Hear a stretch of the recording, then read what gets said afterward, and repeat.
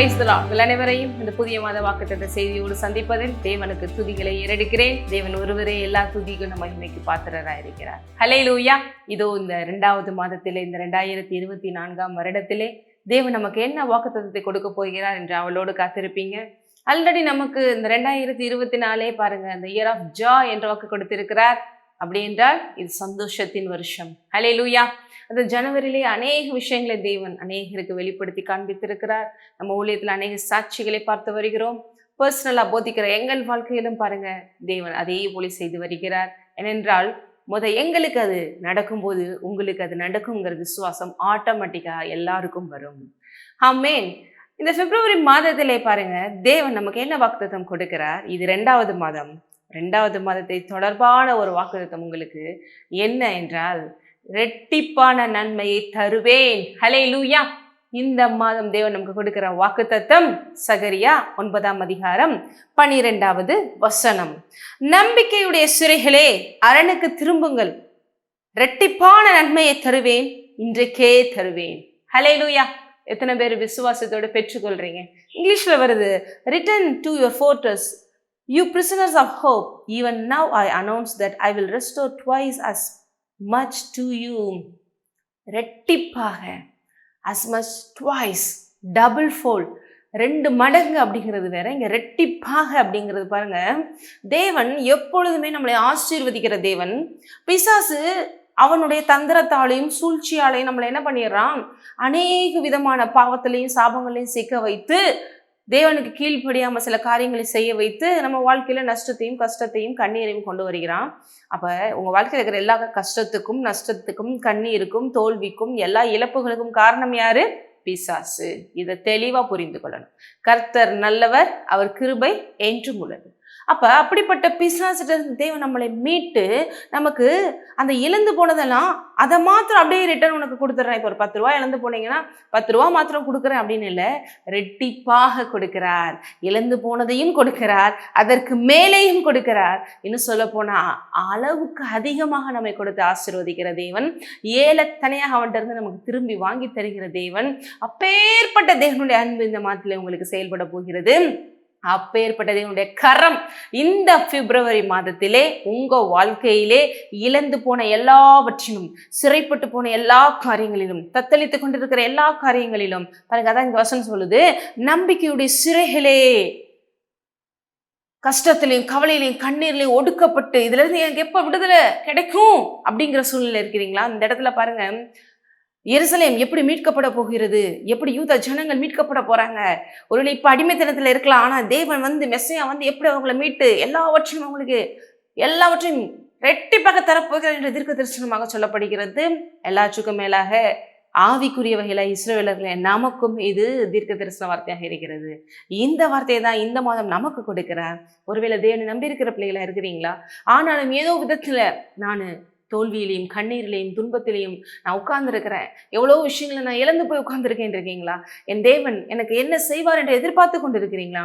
நீங்க எதன் நிமித்தம் இழந்து போயிருக்கலாம். ஒருவேளை உங்களுடைய கீழ்ப்படியாம நிமித்தம் தெரிந்தோ தெரியாமல் இழந்து போயிருக்கலாம். ஏன்னா நம்ம நோபடி இஸ் 100% பர்ஃபெக்ட். பாருங்க, நம்ம எல்லாரும் 100% பர்ஃபெக்ட் சொல்ல முடியாது. எங்கேயாவது மிஸ் பண்ண சான்சஸ் இருக்கு, அதன் மூலமா இழக்கலாம்.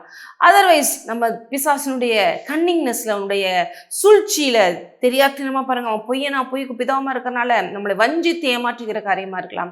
ஆனால் என்ன விதத்துல நம்ம ஏமாந்து நம்ம இழப்புகளை சந்தித்து ஒருவேளை அதன் மத்தியில போய் கொண்டிருந்தாலும், இப்ப தேவனை நம்ம அப்பாவை கொண்டிருக்கிறதுனால, அவர் நம்மை அவருடைய பிள்ளை மாற்றி இருப்பதனால அதை பார்த்துட்டு சும்மா இருக்கிற தேவன் அல்ல, அதற்கு பதிலாக ரெட்டிப்பாக உங்களுக்கு நன்மைகளை தந்து, அந்த விழுந்து போன இடத்திலேயே, அந்த சிரித்த மனிதர்கள் முன்பாகவே, அந்த வெட்கப்பட்ட நாட்களிலேயே, அந்த காரியங்களிலே, அந்த மனிதர்கள் முன்பாகவே உங்களை 2 மடங்கு இரட்டத்தனையாக டபுள் டைம்ஸ் உங்களை பிளஸ் பண்ணி ஆசீர்வதிக்கிற தேவன். டபுள் டைம்ஸ் மட்டும் சொல்லல, 2 வகையான இல்ல, ஒரு டபுள் ஃபோல்ட். இது மாதிரி நீங்க ஒரு சில இடங்கள்ல எல்லாம் பாருங்க, வேதவசனத்தில் அவர் சொல்றாரு, வெட்கப்பட்ட நாட்களுக்கு பதிலாக உனக்கு இரட்டத்தனையாக பலனை தருவேன்னு சொல்றாரு. இந்த இடத்துல பாருங்க, இரட்டிப்பான நன்மையை தருவேன் அப்படின்னா என்ன? I will restore twice as much to you. Restoration. இந்த இடத்துல மிகப்பெரிய ஒரு ரெஸ்டோரேஷனை பத்தி தேவன் பேசுறாரு. அப்ப it's the month of restoration. எப்படிப்பட்ட ரெஸ்டோரேஷன் இருக்கும்? இழந்ததை மாத்திரம் ரெஸ்டோர் பண்ற தேவன் இல்ல, அதையும் காட்டிலும் ரெட்டிப்பாக உங்களுக்கு அதை அமுக்கி கூலிக்கு சரிந்து விழும்படி செய்கிற தேவனாய் இருக்கிறார். ஹல்லேலூயா. எத்தனை பேர் விசுவாசிக்கிறீங்க இது அப்படியே என் வாழ்க்கையில் வந்து பலிக்க போகிறது? இந்த பிப்ரவரி மாதத்திலே நான் இந்த 2வது மாதத்திலே எல்லாவற்றையும் இழந்தது எல்லாம் எனக்கு தேவன் ரெஸ்டோர் பண்ணி இரட்டத்தனியாக நான் நிரம்பும்படி செய்ய போகிறார் என்று. அது அவரால் கூடுமா? கூடும். அது அவரால் மாத்திரமே கூடும். இது மனிதர்களால் கூடாம இருக்கலாம், ஒருவேளை உங்களாலே கூட கூடாம இருக்கலாம், உங்களால நம்ப முடியாம கூட இருக்கலாம். ஆனால் ஆபிரகாம் விசுவாசித்தான். எப்படி? தேவனால் எல்லாம் கூடும் என்று. நம்பக்கு ஏதுவல்லாது இருந்தும், அந்த ஏஜ்ல அவனுக்கு குழந்தை பிறக்கும் தேவன் சொன்னாலும், தன்னுடைய மனைவியை பார்த்தாலும், எந்த விதத்திலும் நம்பிக்கைக்கு அங்க எதுவுமே ஒரு ஏதுவா இல்லை. ஆனாலும் நம்பிக்கையோடு விசுவாசித்தான். அப்படிப்பட்ட விசுவாசத்தை தான் தேவன் நம்மிடத்துல எதிர்பார்க்கிறார். இவங்க சொல்லிட்டாங்க, இது எப்படிங்க நடக்கும்? லாஜிக்கா யோசிச்சா எதுவுமே நடக்காது. ஏன்னா தேவன் எப்பயுமே சூப்பர் நேச்சுரலா செய்கிறவர். இயற்கைக்கு அப்பாற்பட்ட விதத்துல, நம்ம அறிவுக்கு மேல, நம்ம ஞானத்திற்கு மேல, இந்த உலகத்துல இருக்கிற எல்லா விஷயங்களுக்கும் மேல அவர் எல்லாவற்றையும் ஈஸி அண்ட் லைட்டா செய்கிறவர். அவருக்கு எல்லாம் லேசான காரியம். அப்ப நம்ம இடத்துல அவர் எதிர்பார்ப்பது எல்லாம் ஒன்றே ஒன்றுதான். என்ன? Just believe and receive it.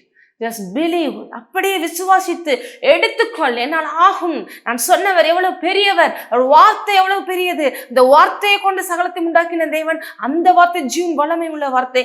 அந்த வார்த்தை எனக்கு கண்டிப்பாக அதை செய்து முடிக்கும். அதுதான் தேவன் நம்மிடத்துல எதிர்பார்ப்பது. அப்படி எதிர்பார்த்திருக்கிறீங்களா? ஆபிரகாம் பாருங்க, தேவனால் அழைக்கப்பட்ட போது அவருடைய வாழ்க்கையிலே 2 வகையான ஆசீர்வாதம் இருந்தது. அதுக்கடுத்து இன்னைக்கு சிலுவையிலே நமக்கும் ஒரு ரெட்டிப்பான நன்மை தேவன் கொடுத்திருக்கார் என்பதை உங்களுக்கு காண்பித்துட்டு முடிக்க விரும்புகிறேன். ஆபிரகாமுக்கு பாருங்க, அவர் அழைக்கும் போது ஃபர்ஸ்ட் பாருங்க, நீ ஆசீர்வாதமாய் இருப்பாய் என்று ஆதியாகமம் 12ஆம் அதிகாரத்துல சில வசனங்கள் உங்களுக்கு நான் வாசிக்க விரும்புகிறேன். 12ஆம் அதிகாரத்துல 3ல இருந்து நான் வாசிக்க விரும்புகிறேன். பாருங்க, 2ல இருந்து வாசிக்கிறேன். ஃபர்ஸ்ட் அவனை கூப்பிட்டுட்டு என்ன சொல்றாரு? நான் உன்னை பெரிதாக்கி உன்னை ஆசீர்வதித்து உன் பேரை பெருமைப்படுத்துவேன், நீ ஆசீர்வாதமாய் இருப்பாய். ஒரு வகையான ஒரு பிளெஸிங். அடுத்து பாருங்க, உன்னை ஆசீர்வதிக்க உன்னை சபிக்கிறவர்களை சபிப்பேன், பூமியில வம்சம் எல்லாம் உனக்குள் ஆசீர்வதிக்கப்படும். அடுத்து ஆபிரகாமை அநேகருக்கு ஆசீர்வாதம் ஆக்குகிறார். பாருங்க, தேவன் எப்பயுமே நம்மை ஆசீர்வதிப்பது மட்டுமில்லாமல் நம்மை அநேகருக்கு ஆசீர்வாதமாகவும் மாற்றுகிற தேவனாய் இருக்கிறார். ஆபிரகாமை அப்படித்தான் மாற்றினார். அவரையும் நிறைவாய் ஆசீர்வதித்தார். அவரை கொண்டு இப்ப ஆபிரகாமினுடைய சந்ததியில தான் இயேசு கிறிஸ்துவை வந்து பிறந்து, அந்த ஆபிரகாமுடைய ஆசீர்வாதம் புறஜாதியார் நம்மில் வந்து விழும்படியாக மரித்து உயிர்த்து, இப்ப நாமும் ஆபிரகாமுடைய சந்ததியாய் மாறி ஆபிரகாமுடைய எல்லா ஆசீர்வாதங்களும் சொந்திருக்கிறோம். ஏன்னா ஆபிரகாம் மூலமா தான் பூமியில வம்சங்கள் எல்லாம் ஆசீர்வதிக்கப்படும் சொல்லி இருக்கிறதுனால அந்த ஆபிரகாமோட பிளெஸிங்ஸை இயேசு கிறிஸ்து மூலமா நம்ம ரிசீவ் பண்ணியிருக்கோம். அடுத்து சிலுவையில இயேசு கிறிஸ்து வந்து நமக்கு செய்த ஒன் ஆஃப் த காரியம் நான் சொல்லிட்டேன். ஆபிரகாமுடைய அந்த ஆசீர்வாதம் நமக்கு வந்தது. இது கலாத்தியர்ல நீங்க எடுத்து படிக்கலாம். கலாத்தியர்ல 3ஆம் அதிகாரத்துல 14ல பாருங்க, 13ல வந்து இயேசு சிலுவையில வந்து நமக்காக மரித்தாருங்கன்னு இருக்கு. அது எதுக்காக, எப்படி மரித்தார்னு 13ல இருக்கு. மரத்துல வந்து தூக்கப்பட்டவனும் சபிக்கப்பட்டவனும் எழுதியிருக்கிறபடி கிறிஸ்து நமக்காக சாபமாகி நியாயப்பிரமாணத்தின் சாபத்திற்கு நம்ம நீங்களாக்கி மீட்டு கொண்டார். சாபத்திற்கு மாத்திரம்தான் நீங்களாக்கி மீட்டு கொண்டாரா? இல்ல, சாபத்தை மட்டும் நீக்கல, அதுக்கு பதிலா சாபத்தை நீக்கி ஆசீர்வதிச்சு விட்டார். மேலும் எப்படிப்பட்ட ஆசீர்வாதம் அது? 14ல பாருங்க, ஆபிரகாமுக்கு உண்டான ஆசீர்வாதம் கிறிஸ்து இயேசுவினால் புறஜாதியாகிய நமக்கு வரும்படியாகவும், அடுத்து 2வது ஒரு பிளெஸிங், ஆவியை குறித்து சொல்லப்பட்ட வாக்குத்தத்தத்தை நாம் விசுவாசத்தினாலே பெரும்படியாகவும். ஆவியை குறித்து சொல்லப்பட்ட வாக்குத்தத்தம் என்ன? ஆவியானவர். அந்த ஆவியானவர் நமக்குள்ளே வந்து வாசம் செய்யும்படி 2வது பிளெஸிங். இதற்காகவும் தேவன் சிலுவையிலே மரித்து உயிர்த்து நம்மை ஆசீர்வதித்திருக்கிறார். அப்ப இன்னைக்கு நம்ம சாபங்கள் இருந்து விடுதலையாக்கப்பட்டு ஆபிரகாமுடைய ஆசீர்வாதத்தை பெற்றுக்கொண்டோம் ஒன்று. இன்னொன்று, தேவனையே அவருடைய ஆவியானவரே பெற்று நமக்குள்ள நமக்கு அவருடைய அப்படியே பாருங்க அந்த ஆவி நமக்குள்ள ஊற்றி அவர் நம்மை அவருடைய வாசஸ்தலமாக மாற்றி நம்மை அநேகருக்கு ஆசீர்வாதமாக வைத்திருக்கிறார். நாமே நடமாடும் ஆலயமாக இருக்கிறோம். நாமே தேவனுடைய பிரசன்னத்தை சுமந்து செல்லும் ஒரு பேழையாக இருக்கிறோம். நமக்குள்ள நம்மிடத்திலிருந்து நம் ஒவ்வொருவர் மூலமாக மூலமாக தேவன் மகிமைப்பட்டு மற்றவர்களை ஆசீர்வதிக்கிற ஆசீர்வாதமான பாத்திரமாகவும் இருக்கிறோம். அப்ப இதுதான் பாருங்க நமக்கு சிலுவையில் நடந்த காரியம். அப்ப நீங்க இயேசுவை ஏற்றுக்கொண்ட பொழுதே உங்களுக்கு இப்படி இரட்டிப்பான நன்மைகள் கிடைச்சிருச்சுன்னா இன்னைக்கு அது எப்படி இந்த பிப்ரவரி மாதம் பலிக்காமல் போகும்?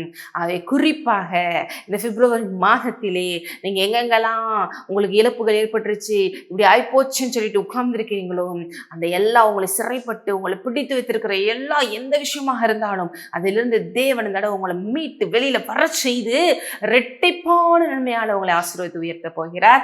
அப்படி அவர் செய்து முடிப்பார். ஜஸ்ட் விசுவாசிங்க, தேவன் பெரிய காரியங்களை செய்வார். ஜெபிப்போம். சோத்திரம் தகப்பனே, இந்த அருமையான பிப்ரவரி மாதத்தில் கொடுத்த வாக்குத்தத்தத்தின்படியே ஆகட்டும் என்று எங்களை விட்டு கொடுக்கிறோம் அப்பா. உம்முடைய வார்த்தை அப்படியே எங்களுக்கு வாழ்வாகி ஆண்டவரே எங்களை வாழ வைக்கிறதற்காக நன்றி. குறிப்பாக இதை கேட்டுக்கொண்டிருக்கிற இருதயத்தில் இது விசுவாசமான ஆண்டவரே விதையாக விழுந்து 100 விளைச்சலை காணட்டும். இந்த மாதத்தில் அநேக சாட்சிகளை அவர்கள் சொல்ல போறதற்காக நன்றி. இயேசுவின் நாமத்திலே ஆசீர்வதிக்கிறேன், ஆசீர்வாதமாக்குகிறேன். ஆமென். எங்களை ஆசீர்வதிக்கப்பட்டவர்கள்